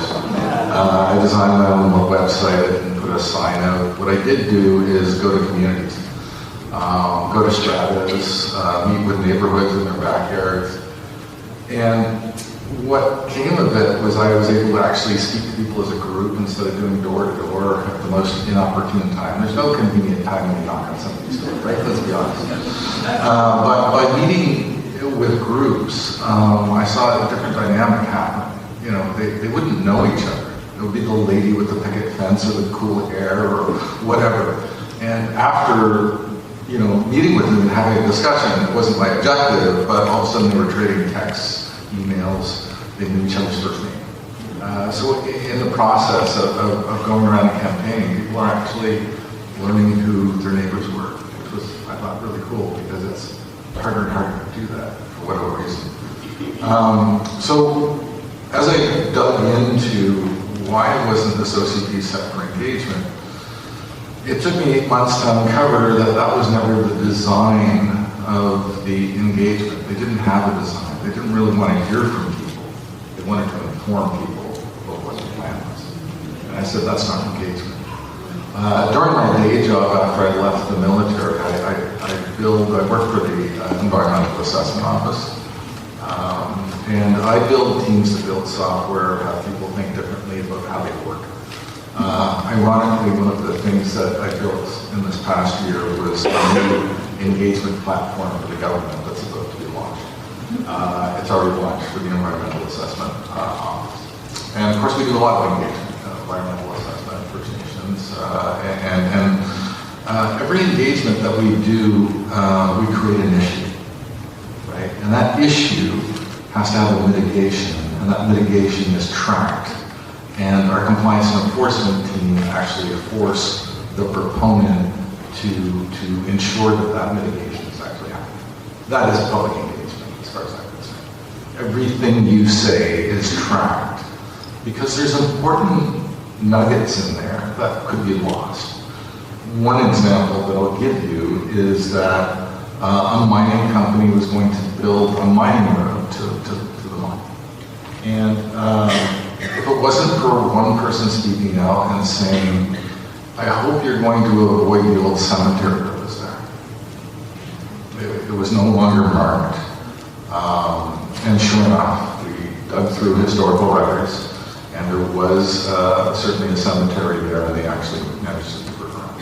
So it was that one comment. It wasn't, you know, the majority of people thought. It was just a single comment that actually made a better decision for me. When I first became mayor, I had an opinion about everything that was on the agenda before the agenda came. As you do, right? And what I began to realize is that I'm actually learning from the public, my colleagues, staff, science, a news report that just could not come on that day. So I give myself more time. It's actually just lowered my stress level a whole lot, right? By actually listening to people and give them space to actually be heard. Why this bill matters to me, or these series of housing legislations that really matter to me, is we defeated that draft OCP, and that was going to densify our corridors. Only to find out a year later the province is going to do it for us. And some of the impacts it's going to have, view oil like Saanich, and perhaps like view oil is more like a bay, except for the high taxes and the promiscuous deer. And so we've got open ditches. Many of our rural roads were never designed as a through road. No sidewalks. Really done up with old native species of trees, arbutus and spruce alongside. So some of our concern is I can't control where development goes anymore. With this provincial legislation, if somebody at the far end of that block, of that dead-end street wants to develop something, how am I going to get that apartment full of people to a bus stop safely or back again? So it's challenging for the infrastructure costs, the planning a healthy community for us. When we examined initially the zoning footprint, it will affect 90% of the oil. All the Arlen properties now will be affected by this legislation. Near a transit stop, that means there can be 10 stories around a transit exchange with no parking. So obviously that's a concern when you don't have very wide space or dedicated parking for them. Some of the other concerns that of course we have is the footprint for the housing. And that could be really to the edges of the lot, which will eliminate much of the mature growth that we have in our trees and some of our urban forests.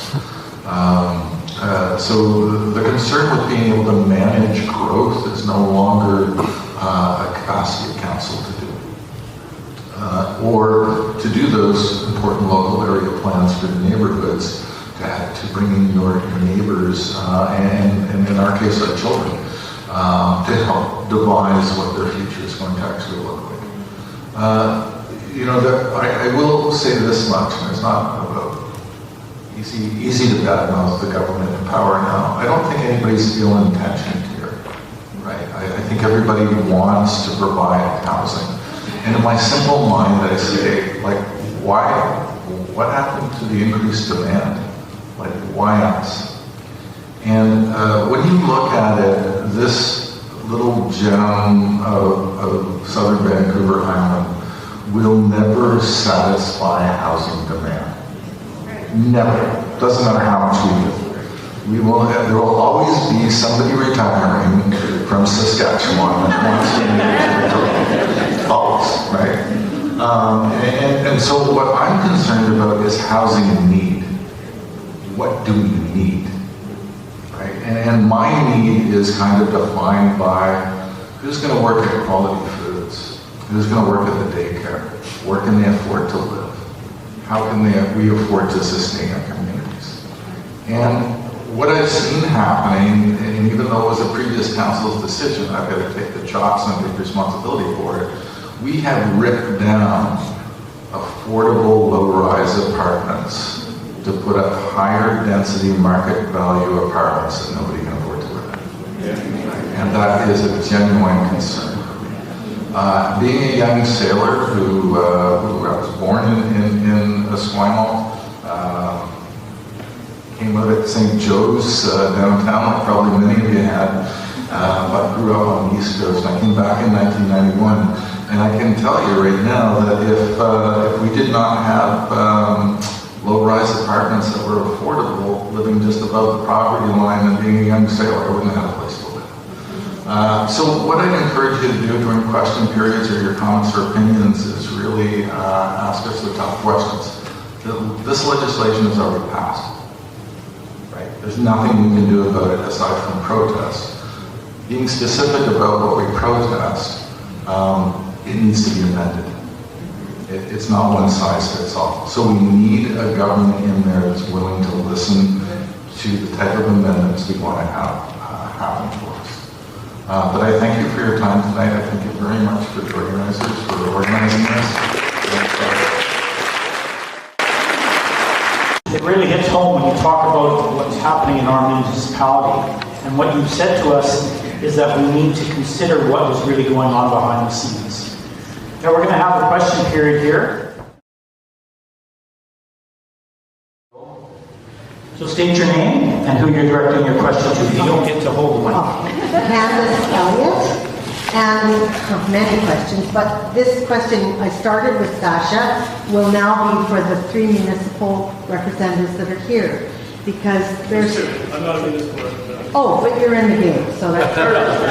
so there's 2 organizations, UBCM, Union of BC Municipalities, and Federation of Municipalities in Canada. So I've been suspicious about what is their role in influencing how local government is being delivered in light of all of these globalist and fascist movements that are happening. What is your understanding of their role in that? And are you aware that they've had any influence over making this happen? Thank you. Thank you. Just a quick note, the FCM and the UBCM are, there is stakeholders, there's industry stakeholders, there's politicians, so the FCM is federal, the UBCM is the Union of British Columbia Municipalities. So they are events for politicians to come together, and they are a way for politicians to relate with other levels of government. I've never been to an FCM. I went to one UBCM, and I'm not really a conference kind of person. I'm going to a higher ground conference, which is a feminist politicians conference.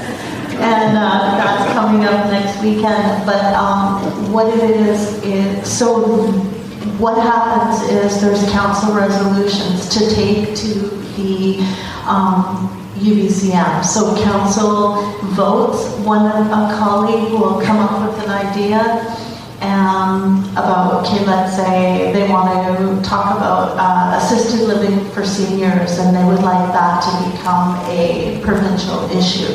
So they put that forward to council, and if that gets a majority vote, they can take that issue to the provincial level for other municipalities to vote. So they vote on it.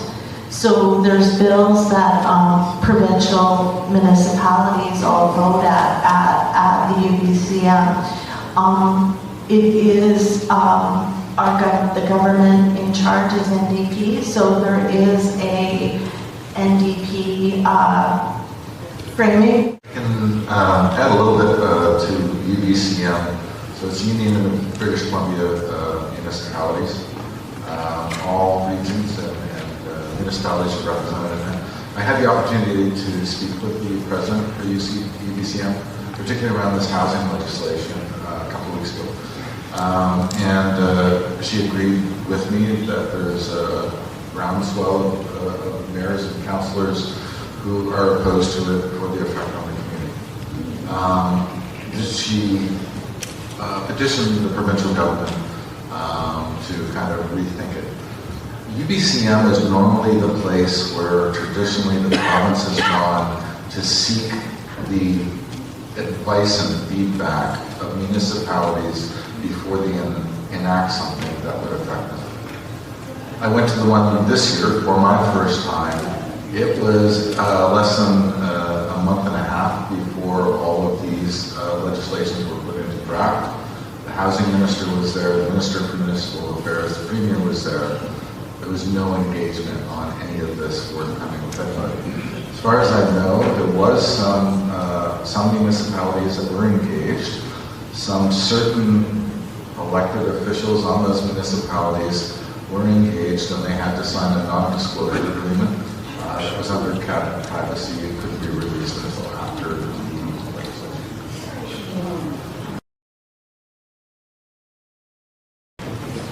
Yes, hello, Rick Baxter, resident of Saanich. I came tonight to learn about the healthcare bills or acts, but I've been floored by the housing. I'm admittedly ignorant of what's going on. So I'm going to ask her a little bit of wild speculation, so hopefully you can help me sleep tonight. With the changes to zoning, I anticipate some impacts on individual property owners. So let's give you 3 scenarios quickly. Someone who owns, say, 2 acres and thinks, okay, well, I'm going to be okay because I've got 2 acres and I'm planting my house right below the 2 acres. I'll be protected by this high density. Except the province says, well, the best use of your land says that you could have 40 people living there, so your property taxes will be $50,000 a month. So, you can feel free at the end of my quick question to tell me it's okay, I can sleep tonight. But I anticipate that could be possible. The other thing is maybe you live in a small lot, you have a bunch of small houses around you, and you think, okay, well, that's not too bad, I know my neighbors, but then one of them decides to sell and they build a 6-plex next to you. So you've got that going on, like you said, Mayor, you've got problems with parking, et cetera, et cetera. And then maybe you live in a subdivision where you've got one of these standard quarter-acre pie lots, and you think, well, this is so expensive, there's no way they're going to bust these houses down and put, 6-plexes. Maybe, is that the safest place to be? So that's my question.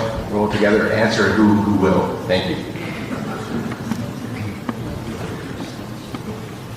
Hopefully we can all say a little bit on this. I'm sorry I can't help you sleep tonight. Things are bad. Basically, not only can people now build single-family lot, can now build 4 to 6 homes on a single-family lot. So if we look at, okay, let's just say a house is 1.2 million, and then all of a sudden you can build 5 more, or 6 in total. Those places aren't going to be $50,000 each, okay? They're not, no. So basically maybe 800,000 or 900,000. So really, I hate to say it, but land value and taxes are rising.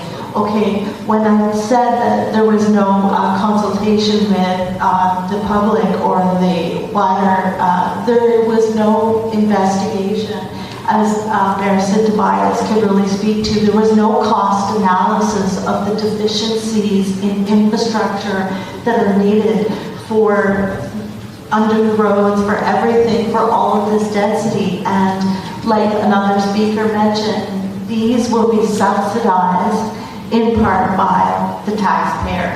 The province and the Municipal Accelerator Fund, which is a federal fund to help municipalities with development, they will be giving money, but maybe it'll be like COVID, maybe we'll have to pay it back. No, just kidding, that wasn't nice. But really, it's already, so the definition of affordability was changed to attainability. So we are also giving variances. So there can be six units or homes on one, and up to a 3-story building on a single-family lot. And there's going to be upzoning and blanket rezoning. So using the term attainable, which is under the auspices of affordable. So basically, it is going to become so painfully expensive to live here. And the myth of this whole density-driven situation is it's supposed to be affordable in the future. And so we don't have any working examples of this, but we do have Vancouver, which has employed this very same model. And as you know, Vancouver is the most expensive place in Canada to live. So taxes were already predicted to go up over the next 10 years. With the land values that are increasing, it's going to become very, very difficult. I'll let someone else.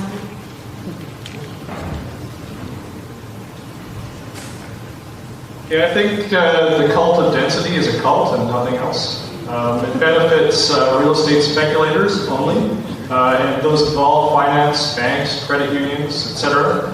Ultimately, it's a giant Ponzi scheme. It's never going to lead to affordability. Didn't do that in New York City. Didn't do that in Toronto. Didn't do it in Vancouver. So what planet did it lead to affordability on? Maybe Cloud Cuckoo Land? It's a possibility. I haven't seen it on this planet.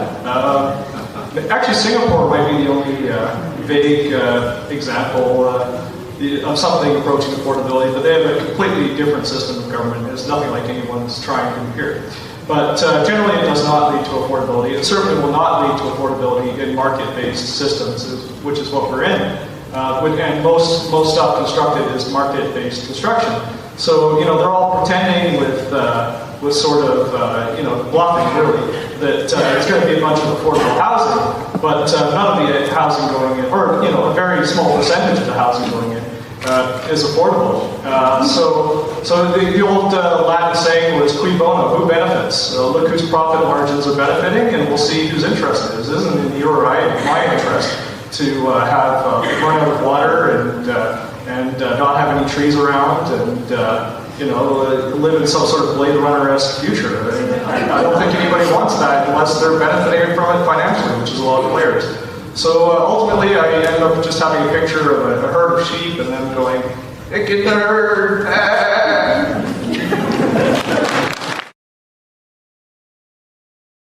Full disclosure, so my name is Ian Ward. I'm a city councillor in the city of Colwood and a federal nominee conservative candidate for Esquimalt Saanich for the federal election. I'd like to keep it to the municipal level here, since municipal politicians were the ones brave enough to show. I see Natalie. My friend Kevin Murdoch there made a comment about this level of politics being non-partisan, and as much as I like him, I beg to differ. I think we see, particularly in Victoria, who incidentally voted himself a 25% raise today, and folks in Langford, and to some extent Saanich, and not Natalie, there's some really partisan folks who wear the colors of the folks at the next level and do their bidding, as we see. And one of the question, please. Yeah, one of the tools they use is the code of conduct, which we see being implemented across the region. We're doing the same thing in Colwood, and one of the key instruments now being inserted into these codes of conduct is the prevention of people, citizens like this, being able to file a complaint against a council member or a city staff member or a mayor or anyone else. And my question, I guess, for Mayor Tobias or Councillor Chambers would be, would you support a motion perhaps next year, since it's too late this year, to UBCM to install, have the province install independent ethics commissioners, much like they have in Ontario and other provinces, so that smaller municipalities such as View Royal and Colwood could allow public participation and direct public complaints so that the people continue to have a voice instead of being stifled? Thank you.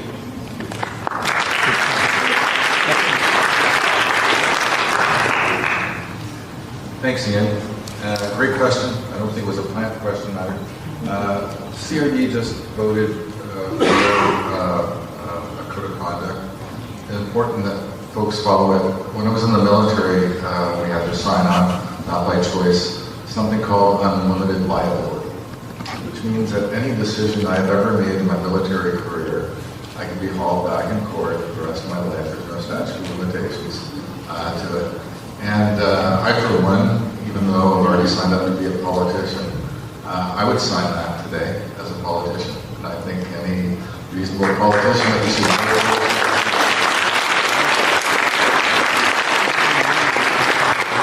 Thank you very much. Just to follow up subsequent point on that. So it's up to each individual councillor via code of conduct to announce a conflict of interest. And our code of conduct is only internal, so there isn't a way for members of the public to complain. There should be, there definitely should be, there is an appeal process. So if you don't like our decisions, you can appeal them. It's an underknown fact, but you can appeal them. Okay, and but the other thing is that to Councillor Ward's question about an ethics commissioner and partisan politics, I agree. Local government is, this whole provincial legislation is forced partisanship. They are forcing me to toe the NDP line on narrative and framing. But what I wanted to say to Councillor Ward was the ethics commissioner isn't necessarily focused on an external complaint process for the public. It is still internal. But what it is a third set of eyes on complaints that removes the mayor, who is sometimes unable to objectively, or other members of council to objectively look at problems. It still does not mean the public has a complaint process. So as I said to somebody today, I would support a mechanism for the public to have a complaint. In my first term, I tried to get that together, a bylaw for a public complaint process. So I would support a mechanism for a way the public could complain on council. It's necessary. This is for the lawyer, doctor, the council, and the mayor. We all know what's going on. The globalists have been trying to make it a one-world order for over a century. The Klingon Klaus Schwab even said we have penetrated half of feudal government. So my question is, why isn't anyone being treated that if you work for a group outside of Canada, that is treason? We all know that they're working outside of Canada for the WF, so why is this not treason? Anyone that does not work for the Canadian people, we're supposed to be independent, sovereign country. If they don't do that, that's treason. Can someone answer that question?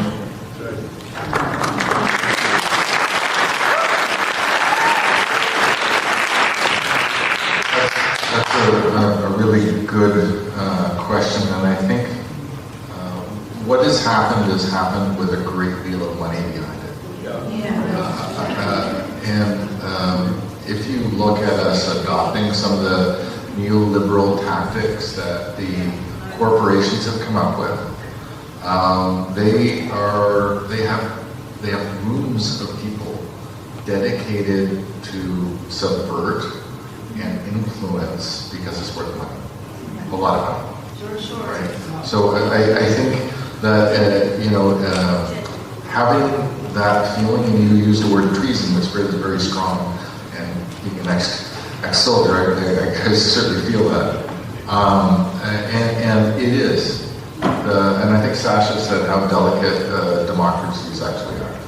We are not delicate, we are paper thin fragile. And so I think the answer, like, why isn't that happening? I think if you look at some of the cases now, if you look at CNN or any of the news going on, and the cases going on that have drawn out for a long time in the States until people just give up because somebody's got more resources than other people. And so I think that's the reason we're being played.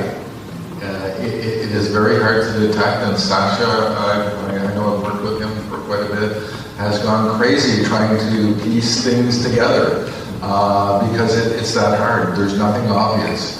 What have we done? We've eliminated independent journalism pretty much. Every time you pick up the newspaper, there's more newspapers shutting down. And unfortunately, we're relegated to a thing like Facebook, where if you don't like the input coming in, you just unfriend somebody and you don't get the negative opinions. And I think what we need to do is we need to start demanding more out of our politicians and more out of our media, to be honest with you. So why isn't it treason? I don't think we have even the resources to put up a legal case that was.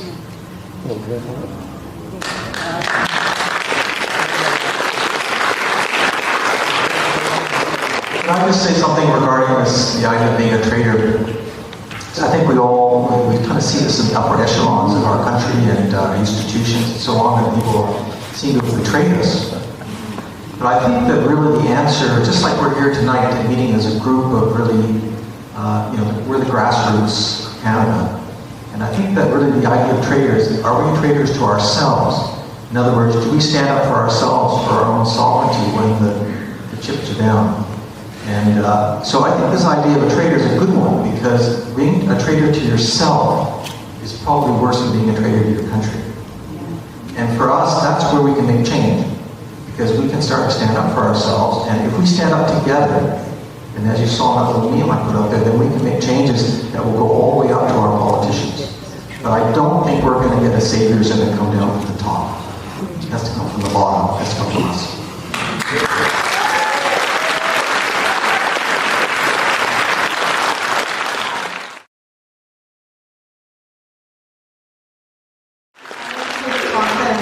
The Unified Council Accountability Project. So now you probably recognize myself and a few other people here. And Sid will get to know us a little bit better in May. So the question is, Sid, back in November, after this Bill 44 was passed, you sent out very boldly a wonderfully written letter to the Attorney General requesting an audit and an investigation. And I'm just wondering, Mayor Murdoch followed up with support on that. And I'm just wondering what kind of traction that has gotten you so far. And thank you.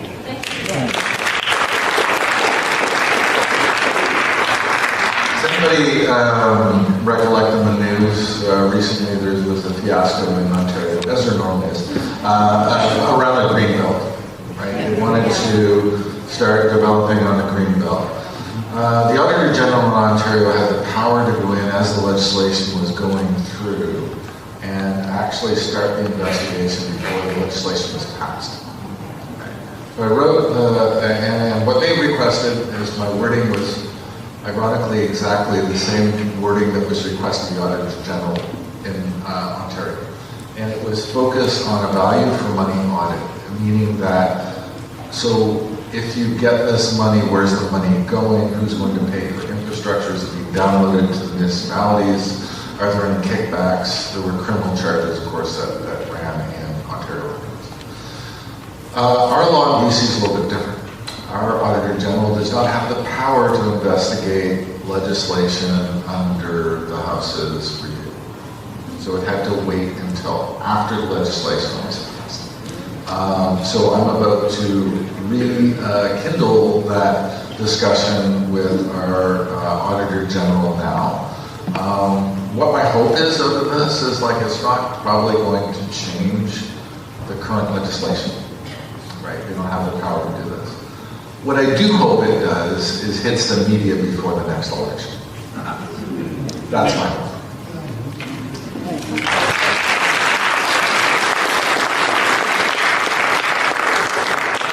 Thank you. Just really quick, I also wrote a letter to the Auditor General, and I got a response. It was a very polite response. This prohibition is set out in Section 12 of the Auditor General Act, which requires that any report I issue not call into question the merits of program policies or objectives of the government, a government organization, or a trust fund. This means that I cannot review, comment on the merits of Bill 44.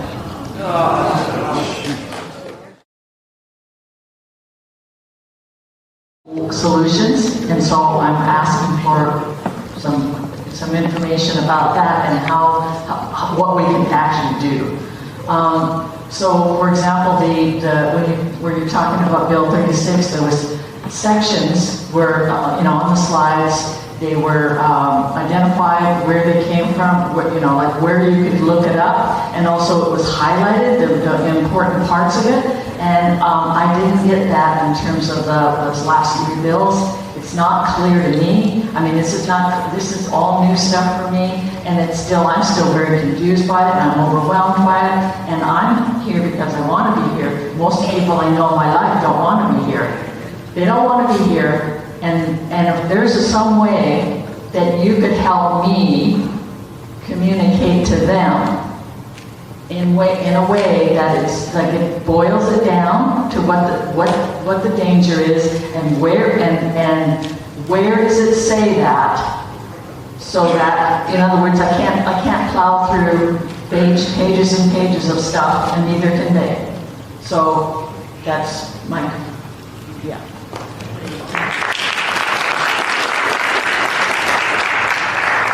We probably wouldn't be here and receiving questions like that if our provincial government actually done a public engagement and got the message out there in a way that you could understand.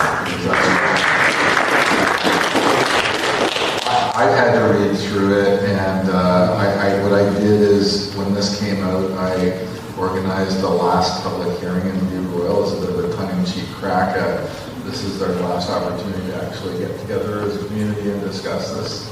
I still have that PowerPoint slide. It might be a little bit View Royal centric, but it kind of breaks down the legislation for you, and I can offer it to the organizers here so that they can share it.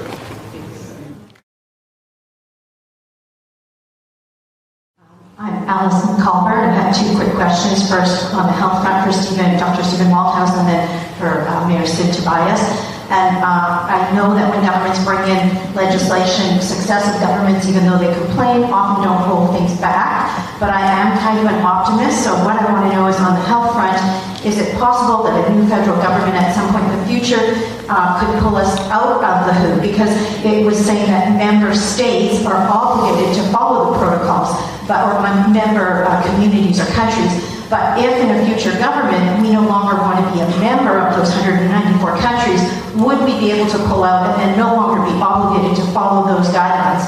And the second quick question for Sid Tobias is that same thing with these zoning bylaws, that if in the next election the NDP is booted out, is there a possibility that the next provincial government would say these were unjust regulations, this takes the power away from the people, we're going to roll this back? Is that a possibility?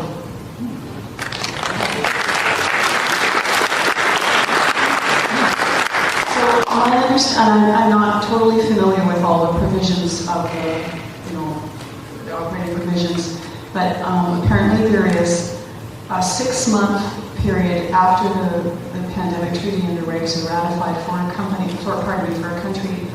to pull out. I do not know what the situation would be with a change in government if the government was opposed to it. I don't know the answer to that question, and it'd be great if there was somebody here from the federal government who can maybe speak to that.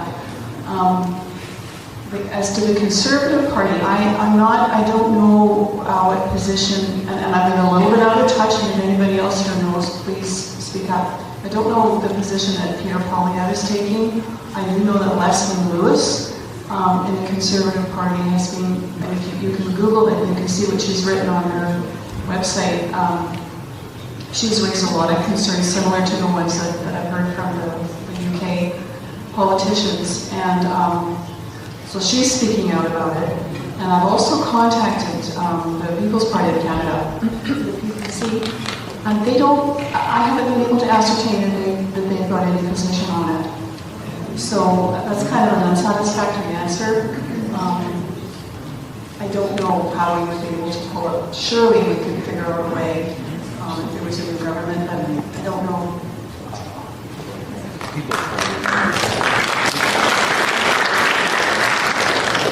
Trump pulled the United States out of the WEF. I understand that.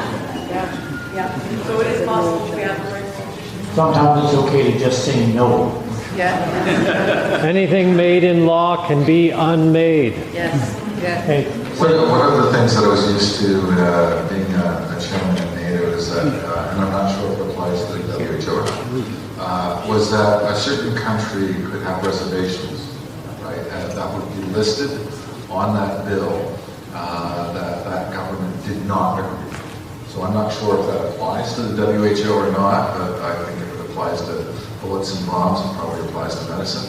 And that you could specifically say that the country of Canada opts out of these statements and conditions.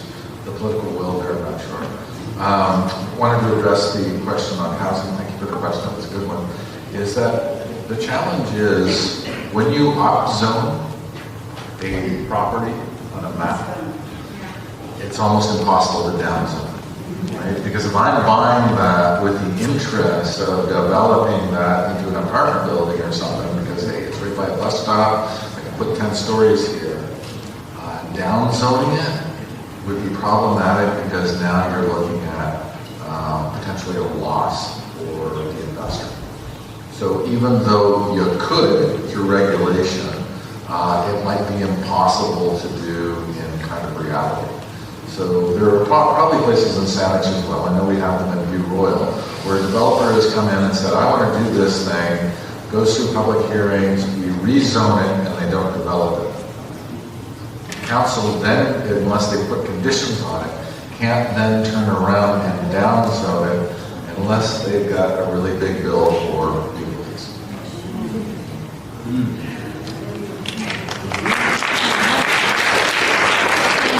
Just a really quick subsequent point is that to the person who is hoping for another government to come in, I'm with you on that one. If there was an election today, a provincial election today, the NDP already has a majority. So if you don't want the NDP in, we need to stand up.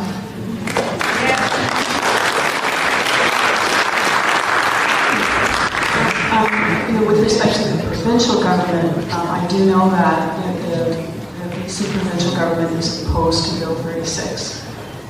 So if you want a provincial voice against it, people that would try to find ways out of implementing it, as far as I know, the BC Conservative Party is the only party that would that has any concerns about Bill 36.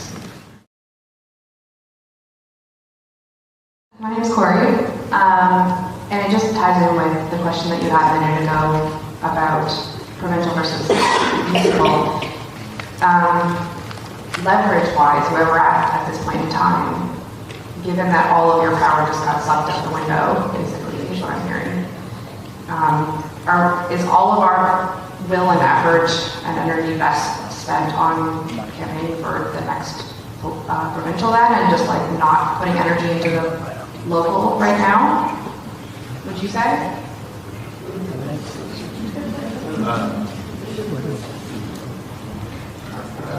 Natalie and I were just talking about this the other day. It's like, you know, what is a good response to this? So I'd say both, right? There are some things that local governments can still do around this, like mitigating strategies that they're willing to, whatever environmental protections they could do. Ultimately, a lot of this will be have to come through an amendment to the current legislation. And I mean, they did this a bunch of years ago, right? This is where democracy started with the Magna Carta. They wrote down the grievances about what their challenges were with the current law structure, and they forced the king to sign it. They had to, you know, a bunch of people got killed and stuff, but but what I'm suggesting is that as a community group, you can look at those specific things and then cover the challenges.